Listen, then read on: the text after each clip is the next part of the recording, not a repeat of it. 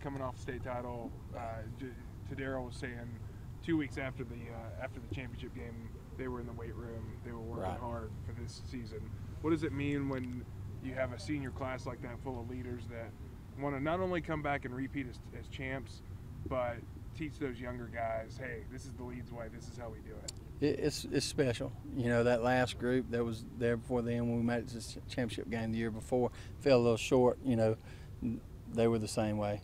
Week and a half, 2 weeks later, we're right back in the weight room. Those guys are pushing the younger guys, and I think that rubs off as you go along. They know what's expected. You know, those seniors come in, they take that leadership role. Even some underclassmen take that leadership role, and it means a lot as a coach to have guys that come in and do that. And not only do they have that leadership mentality, but they got a lot of talent. I mean, absolutely. I mean, you got as much coming back as anybody in the state. Yeah.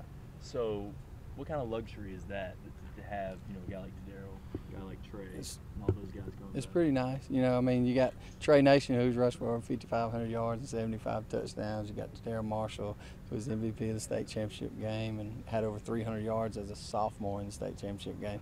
So the year before, so it's pretty nice to have those guys coming back. But we got a lot of people to replace. I mean, we lost 4 all-state kids, you know, and that's not easy to replace. You know, a kid like Jacoby Lockhart, who in his career had 22 interceptions and returned 8 for touchdowns. A kid like Tyler Wright, who was runner-up for the Defense Player of the Year and won it actually his junior year in our classification. So, you know, we got a lot to replace, but got some great young kids who are stepping up. And like you said, we have a lot of talent, a lot of guys coming back that have a lot of experience. You know. Tell us what kind of goofballs you deal with. Tell us that side. Oh man, that's a long conversation. Y'all got the film right there. But you know, they have fun. And we preach that all the time. You know, there's time to be serious and time to have fun. You know, when we're at these things, I want them to have a good time. You know, when we're in the weight room, we're on the field, you know, they understand it's focus time, you know. But this stuff is great for them. We appreciate y'all doing all this stuff because it allows them to see the other side, relax, you know, have a good time, enjoy themselves, and get rewarded for all the things that they've done, you know. And a lot of times people don't understand that. You know, they want to be serious all the time. It's about teaching kids to live life and, you know, and create friendships and just mold them for later on. Coach, I asked the guys about that first game, Madison Academy. Yeah. All eyes maybe will be on that. Is that a budding rivalry, or is that sort of one that's gone back so many years that it's a developed one? It already is. I mean, you know, we played them. I want to say Madison Academy my second year as the head coach at Leeds. May have even been my first. You know, it was the second year as my head coach as the head coach at Leeds.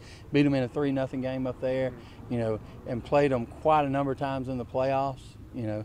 Played them in the state championship game. Last year got to play them on ESPN. So it's kind of a rivalry. You know, they've always got great players that well coached. You know, we always got good players, and you know, it's one of those things where, you know, iron sharpens iron. You know, so our guys, you know, get a huge boost playing great football teams, and that's what we try to do. We try to load our schedule up with great football teams. You know, of course, you got to play your region games, but you know, out of region games, we're playing some of the better teams around. Clay Central, you know, Madison Academy.